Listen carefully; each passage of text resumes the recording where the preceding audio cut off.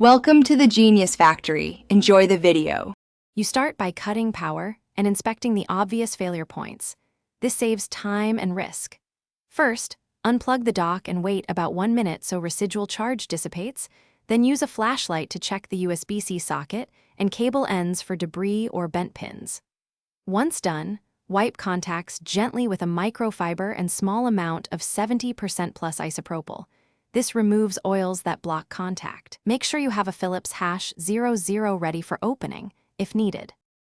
Now you open the dock carefully and inspect internal parts because many faults are loose connectors or bad solder. Remove the 4 base screws and lift the shell. Be mindful of ribbon cables. Once inside, look for swollen capacitors, scorched PCB traces, or displaced connectors. Reseat any ribbons and gently press board-mounted connectors. Stress fractures often show there.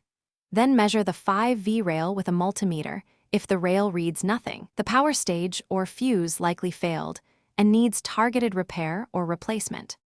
Finish by replacing any faulty parts and reassembling methodically because correct reassembly ensures reliability. Swap blown fuses or capacitors with identical spec parts. Solder carefully to avoid bridges.